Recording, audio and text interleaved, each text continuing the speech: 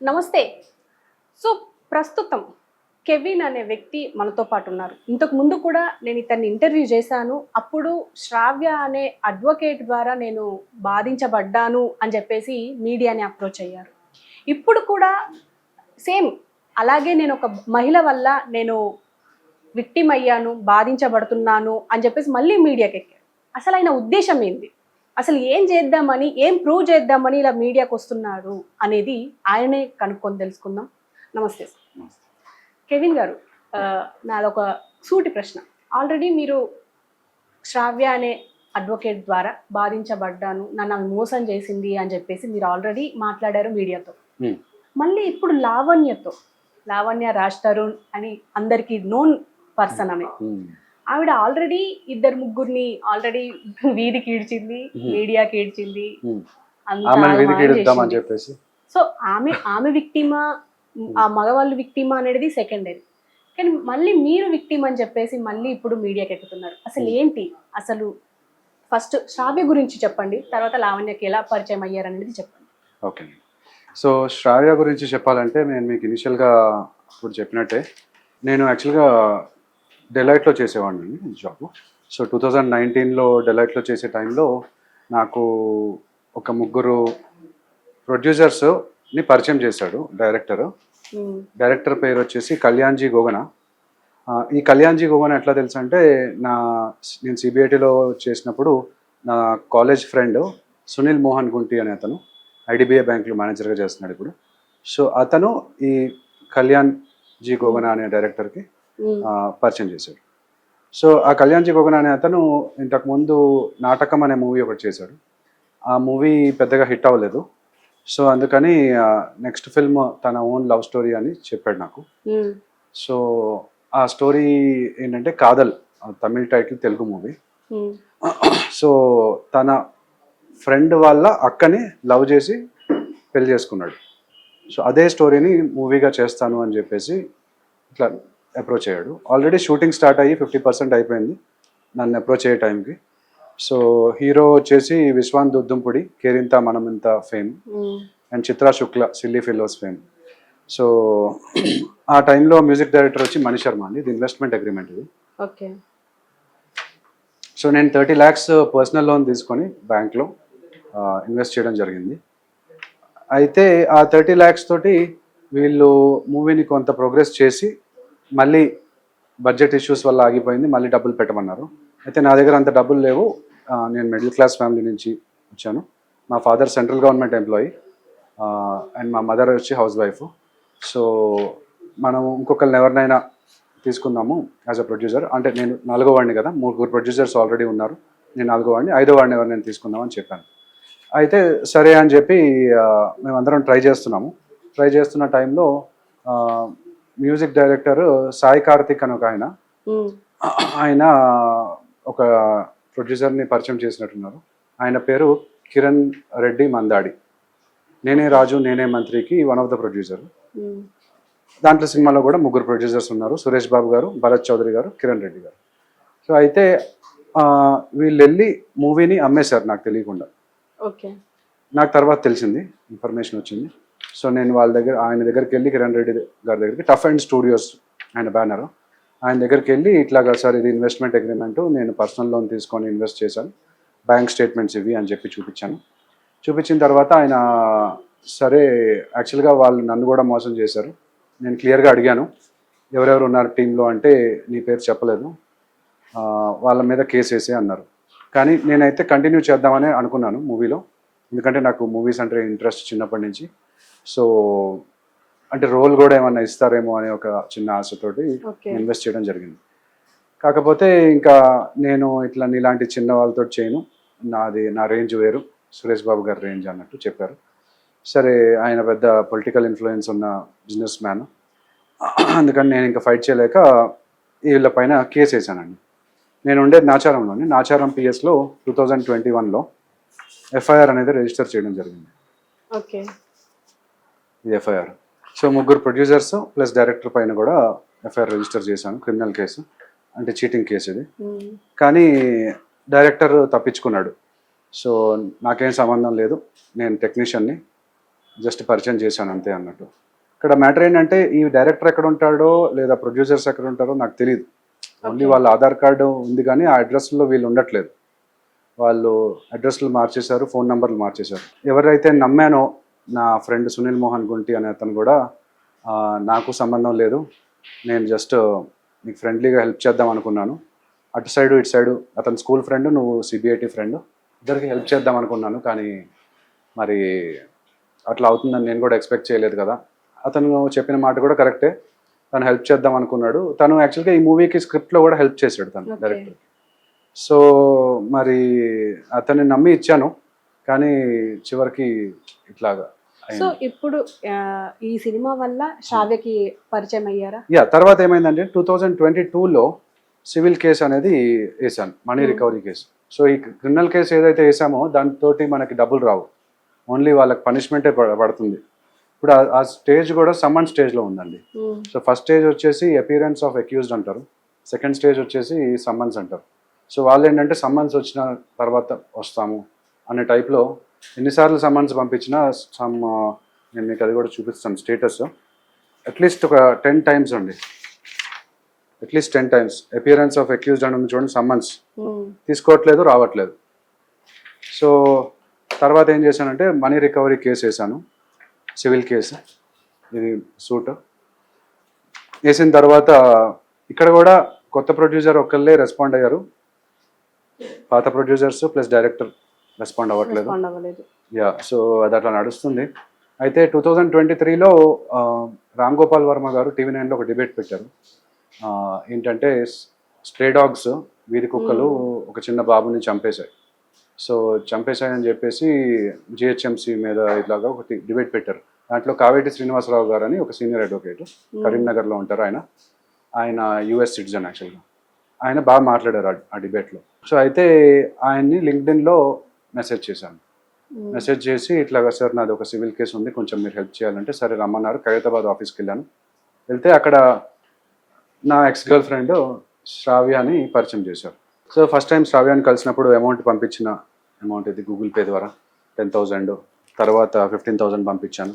So తర్వాత ఏమైందంటే మా ఇద్దరి మధ్యలో ఫ్రెండ్షిప్ ఏర్పడింది ఈ కేసు విషయంలో కలుస్తూ. సో తను కొచ్చికి వెళ్తున్నాను అని చెప్పేసి నన్ను పిలిచిందండి. అంటే ఈ కేసు టైంలో ఇద్దరు కలిశారు? ఈ కేసు టైంలోనే కలిసిన తర్వాత మేమిద్దరం ఇక్కడ స్టాండప్ కామెడీ షోస్, డిన్నర్కి వీటికి కూడా వెళ్ళాము. తర్వాత కొచ్చికి ఒక పని మీద వెళ్తున్నానని చెప్పేసి నాకు కొచ్చి ఫ్లైట్ టికెట్ పంపించింది. అట్లాగే తను ఏ హోటల్లో ఉంటున్నాను అని చెప్పేసి కూడా పంపించింది, Radisson Blu for the first 2 days అని చెప్పి పంపించింది. సరే అని చెప్పి నేను కూడా అదే ఫ్లైట్లో బుక్ చేసుకున్నాను. బుక్ చేసుకొని వెళ్ళాము ఇద్దరం. ఇనిషియల్గా ఫస్ట్ 2 days అక్కడ సపరేట్గానే ఉన్నాము. అయితే ఇక్కడ ఈ మూవీ కేసుకి సంబంధించిన అమౌంట్ 2 lakhs ఏదైతే ప్రొఫెషనల్ ఫీజు అనుకున్నామో అది నేను IT ఎంప్లాయీ అవ్వడం వల్ల నా దగ్గర అంత మనీ లేక క్రెడిట్ కార్డ్స్లో ఉన్నాయి. సో మా మదర్ కూడా ప్రాపర్టీ అమ్మారు యాక్చువల్గా అదే టైంలో. అమ్మి కొంతవరకు ఈ 30 lakhs అప్పు కొంతవరకు తీర్చారు. తీర్చిన తర్వాత ఈ 30 lakhs తెచ్చుకోవడానికే కదా మనం సివిల్ కేసు వేసింది. అయితే ఆ అమ్మాయి 1 lakh వరకు నేను ప్రొఫెషనల్ ఫీజు అని చెప్పేసి నేను హోటల్ ఎక్స్పెన్సెస్, ఇది చూడండి హోటల్ బిల్, ఇది అంటే ఎంత అవుతుంది ఏంటని చెప్పేసి, సో ఆ హోటల్ ఎక్స్పెన్సెస్, ఫ్లైట్ ఎక్స్పెన్సెస్ అన్నీ కూడా నేను పే చేయడం జరిగింది. పే చేసిన తర్వాత ఆ అమ్మాయికి ఆ జర్నీలో మేమిద్దరము లవ్లో పడ్డాము. లవ్లో పట్టి ఆమె కూడా అడుగుతుంది చూడండి, are you connected with me emotionally అని చెప్పి అడుగుతుంది. ఎస్ అని చెప్తే అంటుంది. తర్వాత ఆ అమ్మాయి నాకు ఇది కూడా చెప్పింది, లైక్ తనకు ఒక యూట్యూబ్ ఛానల్ కూడా ఉంది. ఆ యూట్యూబ్ ఛానల్కి సంబంధించి ఇట్స్ రిలేటింగ్ టు లా, నాకు కొంచెం హెల్ప్ చేస్తావా, రికార్డ్ చేస్తావా అని కూడా అడిగింది.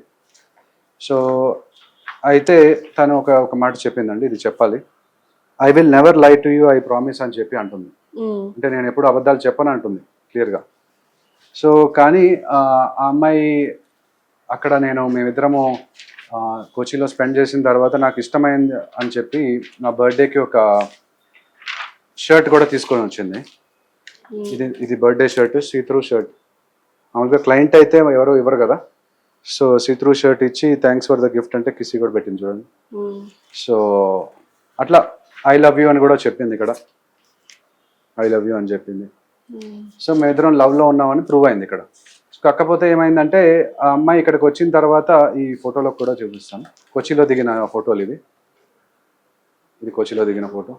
అలాగే ఇది కూడా మేము ఇద్దరం కలిసి రూమ్లో దిగిన ఫోటో ఇది. సో అయితే ఇక్కడికి వచ్చిన తర్వాత కూడా కొంతకాలం రిలేషన్షిప్లో ఉండి తర్వాత ఒక సైంటిస్ట్ దొరికాడు నాకు.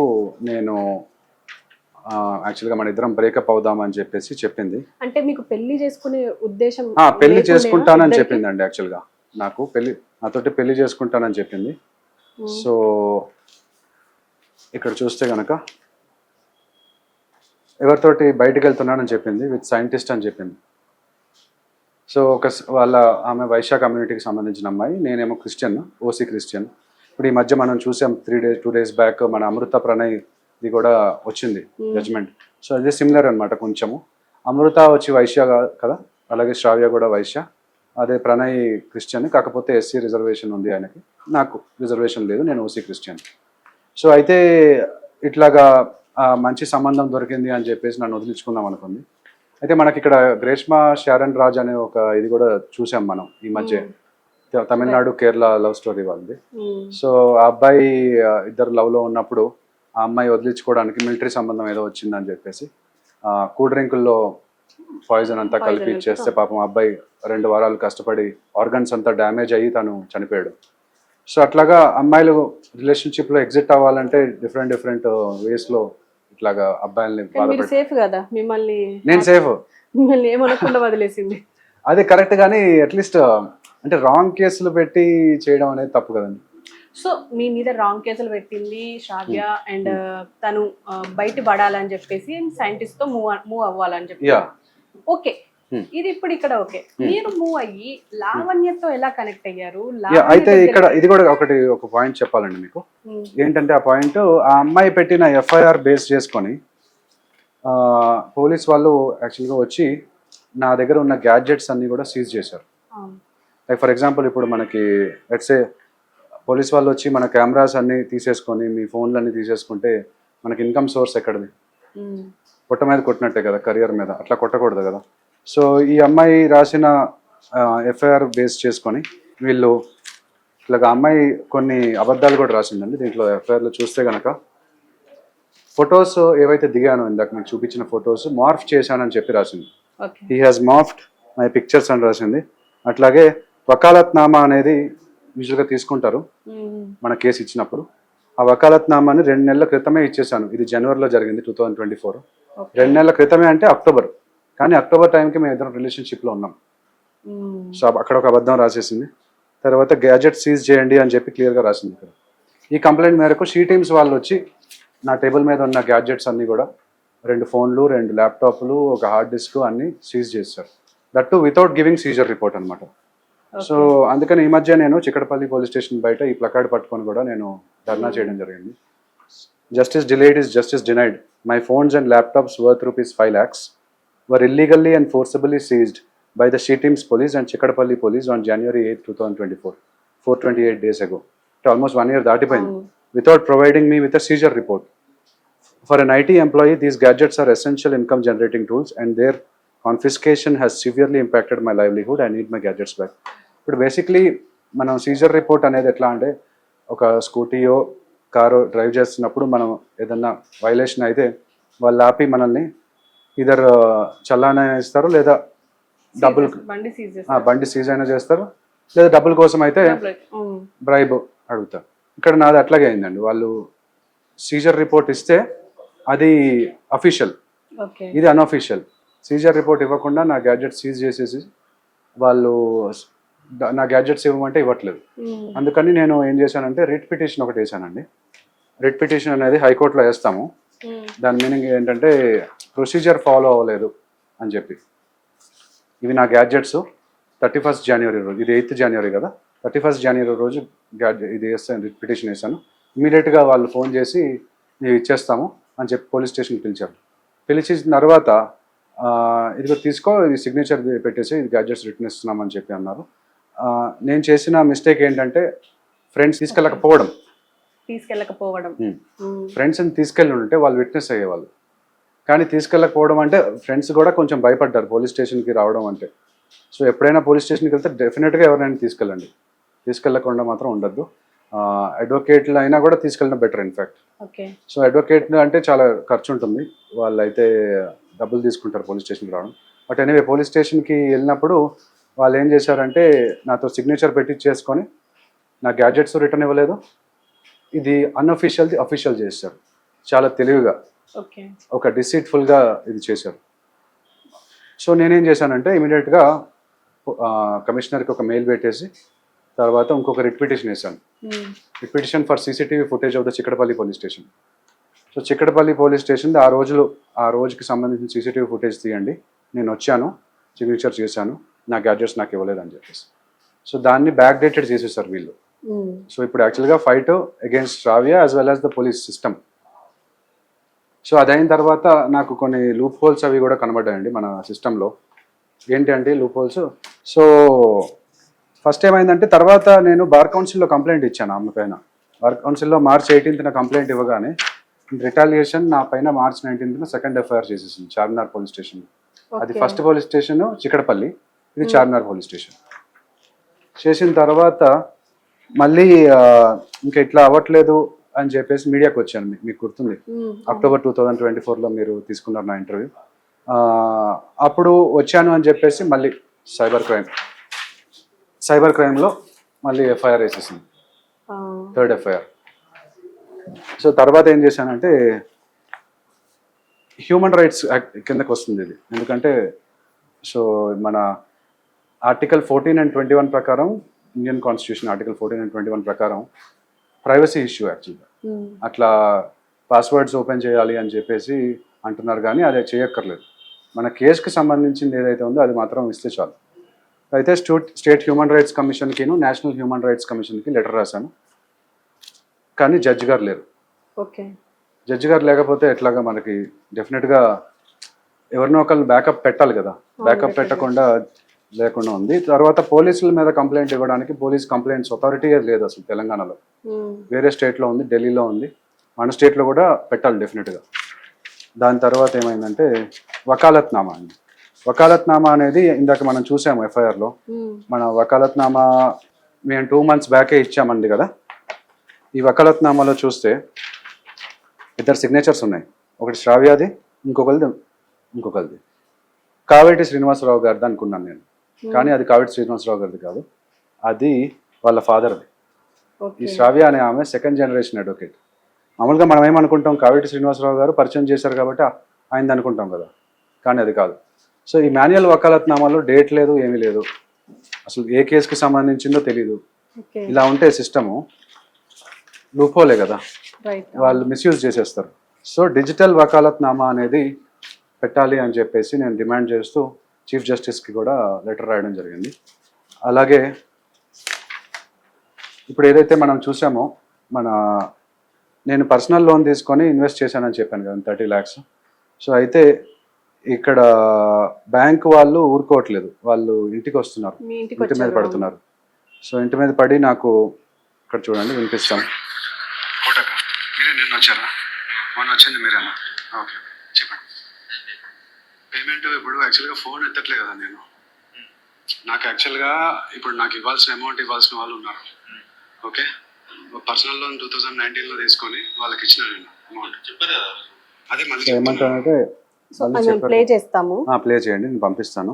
ఇది చివరికి ఏమంటాడంటే చెప్పండి మీరు ఇప్పుడు వెళ్తారా వెళ్ళారు కదా, పోలీస్ వాళ్ళకి కాల్ చేస్తా అని చెప్పాను. ఎందుకంటే యూజువల్గా చాలా మంది మనం క్రెడిట్ యాప్స్ నుంచి కానీ పర్సనల్ లోన్స్ కానీ క్రెడిట్ కార్డ్స్ కానీ తీసుకుంటాము.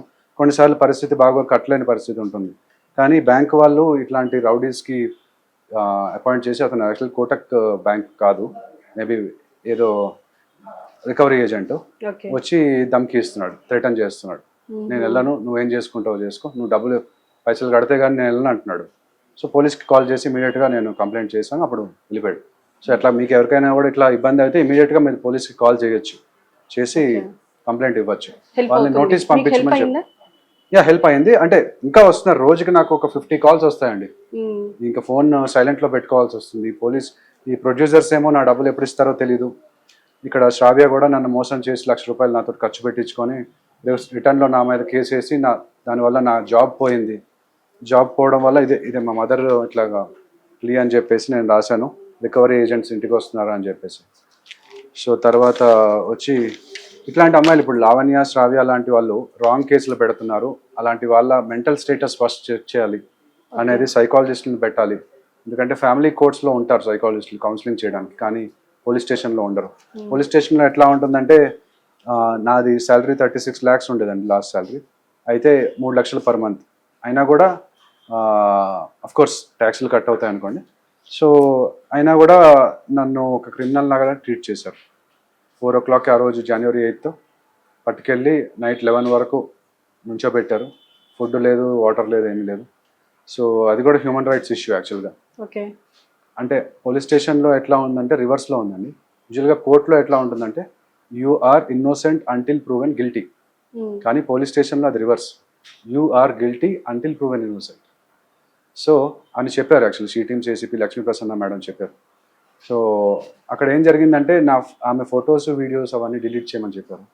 నేను డిలీట్ చేయనని చెప్పాను, ఎవిడెన్సెస్ కాబట్టి. సో అందుకని చిక్కడపల్లి పోలీస్ స్టేషన్కి పంపించేసి నెక్స్ట్ రోజు ఎఫ్ఐఆర్ రిజిస్టర్ చేసేసారు. సో అట్లాగా అందుకని సైకాలజిస్ట్లో, అట్లాగే ఈ తెలంగాణ హైకోర్టు బార్ అసోసియేషన్లో చాలా ఇన్ఫ్లుయెన్షియల్ మెంబర్ తను. ఆల్మోస్ట్ 100 times పైన వెళ్ళాను, కానీ న్యాయం దొరకట్లేదు నాకు. అందుకని మీడియాకి రావడం జరుగుతుంది. తర్వాత ఏం చేశానంటే నేను కోచికి వెళ్ళానండి, నాచారం పిఎస్కి వెళ్ళాను. నాచారం పిఎస్కి వెళ్ళి ఈ అమ్మాయి పైన కంప్లైంట్ పెడదామని ట్రై చేశాను, చీటింగ్ కేసు. ఎందుకంటే ఫాల్స్ ప్రామిస్ ఆఫ్ మ్యారేజ్, నన్ను పెళ్లి చేసుకుంటానని చెప్పింది, బట్ అలా వదిలిచ్చేసుకోవడానికి ట్రై చేసింది కదా. అదే అమ్మాయి పెట్టింది అనుకోండి, డెఫినెట్గా అబ్బాయి మీద చర్యలు తీసుకుంటారు. కానీ అదే అబ్బాయి చేస్తే మాత్రం అది పట్టించుకోవట్లేదు. దాదాపు 1 year నుంచి మీరు ఇప్పుడు పోరాడుతున్నారు. అయితే కొచ్చికి వెళ్ళానండి, ఆ అమ్మాయి మీద పెడదాం. నాచారంకి వెళ్తే పిఎస్ వాళ్ళు తప్పిస్తారు అనమాట. నువ్వు వెళ్ళి కొచ్చిలో పెట్టుకో, నువ్వు కొచ్చిలో కదా మీ ఇద్దరు ఎంజాయ్ చేసింది అన్నట్టు అన్నారు. సో కొచ్చికి వెళ్ళి నేను ఎఫ్ఐఆర్ రిజిస్టర్ చేద్దామంటే అక్కడ వాళ్ళేమో మలయాళంలో. సో మనకి ఒక అడ్వకేట్ని కూడా తీసుకొని వెళ్ళాను, బట్ స్టిల్ వాళ్ళు ఏమన్నారంటే నీ పైన రేప్ కేసు పెడుతుంది, నువ్వు ఆమె పైన చీటింగ్ కేసు పెడితే. సో ఫస్ట్ జైల్లో బెదిరించి పంపించేశారు. సో అందుకని నేను జూన్లో తెలంగాణ లా సెట్ జరిగింది కదా, లా సెట్లో మంచి టాప్ 1%లో ర్యాంక్ వచ్చింది, 275 ర్యాంక్ వచ్చింది నాకు. సో మంచి కాలేజ్లో చేస్తున్నాను. అంటే ఇది ఒక అందుకు మంచి జరిగింది అనుకోవాలి, ఎందుకంటే ఐటీ జాబ్లో చేస్తున్నాను. కానీ ఈ అమ్మాయి ఒక ఏంజల్ అనుకున్నాను నేను. సో నా ప్రాబ్లమ్స్, మూవీ కేసుకి సంబంధించిన ప్రాబ్లమ్స్ అన్ని తను సాల్వ్ చేస్తుంది, మా మదర్ సిస్టర్ తర్వాత ఆమె అనుకున్నాను. కానీ ఆ అమ్మాయి కూడా ఇట్లాగా నా పైన ఇట్లా రాంగ్ కేసు పెట్టి మా ఫ్యామిలీని చాలా ఇబ్బంది పెట్టింది. సో చివరికి నేనే లాలోకి వచ్చి సిస్టమ్ని కాస్త చేంజ్ చేద్దాం, నా అంతు ప్రయత్నం నేను చేద్దాము అని చెప్పి. అయితే ఇంకొకటి ఏంటంటే ఇన్స్టాగ్రామ్లో అఫీషియల్ పీపుల్ ఆఫ్ ఇండియా అని చెప్పేసి ఒక ఇన్స్టాగ్రామ్ రీల్, అది నాది వైరల్ అయిందండి. 1.8 crore మంది చాలా చూశారు ఆల్ ఓవర్ ఇండియా. చూసి 500,000+ లైక్స్ కూడా వచ్చినాయి. అట్లాగే చాలామంది ఇన్స్టాగ్రామ్లో నాకు డిఎం కూడా చేస్తున్నారు, ఇట్లాగా నా గర్ల్ ఫ్రెండ్ కూడా ఇట్లా చేసింది, నా వైఫ్ కూడా ఇట్లా చేసింది అని చెప్పేసి. ఇప్పుడు అతుల్ సుభాష్ గారి కేసు చూసుకుంటే మనకి అన్యాచురల్ కేసు 498A ఇట్లాంటివన్నీ హెరాస్మెంట్, డౌరీ హెరాస్మెంట్ కేసులు అన్నీ పెడుతున్నారు. సో అవి ఉన్నాయి, చాలా వరకు ఇండియాలో జరుగుతున్నాయి. నార్త్లో యాక్చువల్గా దీపికా నారాయణ్ భరద్వాజ్ అని ఒక ఆవిడ ఉన్నారు, ఆవిడ ఫైట్ చేస్తున్నారు మెన్ కోసం. ఇట్లాగా మనకు కూడా మంచి అమ్మాయిలు మంచోళ్ళు ఉంటారు, చెడ్డోళ్ళు ఉంటారు, చాలా మైనారిటీ చెడ్డోళ్ళు ఉంటారు, మెజారిటీ మంచోళ్ళే ఉన్నారు. వాళ్ళు కూడా ముందుకు వచ్చి మా లాంటి విక్టిమ్స్, మేల్ విక్టిమ్స్కి సపోర్ట్ చేస్తే బాగుంటుంది. ఓకే, ఇప్పుడు మీరు ఆల్రెడీ ఒక అమ్మాయి విషయంలో విక్టిమ్ అయ్యారు, మళ్ళీ ఇప్పుడు లావణ్య ఎక్కడి నుంచి వచ్చింది మీకు? లావణ్య పరిచయం ఎక్కడి నుంచి వచ్చింది అంటే September 13th, 2024 లాస్ట్ ఇయర్. నేను ఇప్పుడు చెప్పాను మీకు లా గురించి. లాలో జాయిన్ అయ్యిద్దామంటే 3 years లా కోర్స్ అండి ఇది. సో 3 years లా కోర్స్కి నా డిగ్రీ ఆల్రెడీ ఉంది కదా, అంటే బీటెక్, సిబిఐటీలో ఇంజనీరింగ్ చేశాను. సో ఆ బీటెక్ది టీసీ తీసుకోవాలి. టీసీ తీసుకోవడానికి నేను అక్కడ ఆ రోజు అప్పుడు ఇవ్వలేదు, మిస్ అయింది. సో టీసీది ఎఫ్ఐఆర్ తెమ్మన్నారు, పోలీస్ స్టేషన్కి వెళ్ళి ఒకటి తెమ్మంటే నేను వెళ్ళాను అక్కడికి. వెళ్తే అక్కడ ఆ రోజు ఆమె గండిపేటలో ఉంది సిబిఐటి, అంటే నర్సింగ్ పిఎస్ లిమిట్స్, అండ్ ఈ అమ్మాయి కోకపేట్, అది కూడా నర్సింగ్ పిఎస్ లిమిట్స్. సో అక్కడికి వచ్చింది. ఎందుకు వచ్చింది? దాసరి విజ్ఞాన్ అనే అతని పైన కేసు పెట్టడానికి వచ్చింది. ఓకే. సో దాసరి విజ్ఞాన్ అనే అతను ఒక కొన్ని వీడియోలు చేస్తున్నాడు. ఏం వీడియోలు అంటే ఇట్లా లావణ్య కుక్కలతో కూడా సెక్స్ అని చెప్పి ఒక వీడియో చేశాడు. ఓకే. thumbnail అలా ఉంది. మేబీ దాంట్లో మ్యాటర్ వేరేలాగా ఉండొచ్చేమో. సో అయితే కొంత నాకు డ్రాఫ్టింగ్లో హెల్ప్ చేయమని చెప్పి అడిగింది. లైక్ ఫర్ ఎగ్జాంపుల్ పెంపుడు కుక్కల్ని రేప్ చేసిన లావణ్య డ్రగ్స్ తీసుకొని కుక్కలతో కూడా సెక్స్, మణికొండ స్కూల్ పిల్లలపై లావణ్య అత్యాచారం, 10 ఏళ్ల బాలుడిని ఇంటికి పిలిచి అని, పాలవాడు పేపర్ వాడు అని కూడా వదిలిపెట్టని లావణ్య, లాడ్జ్లో అడ్వకేట్ దిలీప్ శుంకర్తో అడ్డంగా దొరికిన లావణ్య, ఎట్టకేలకి బయటపడ్డ లావణ్య వీడియోస్, అట్లా కొన్ని అసభ్యకరంగా ఉన్న వీడియోలు thumbnails అవి వాటిపైన కంప్లైంట్ ఇవ్వడానికి లావణ్య వచ్చింది. ఆ విషయంలో నేను ఆమెకి హెల్ప్ చేశాను. ఎందుకంటే ఇది చూస్తే కనుక 13 సెప్టెంబర్న తనకి మెసేజ్ పంపించిన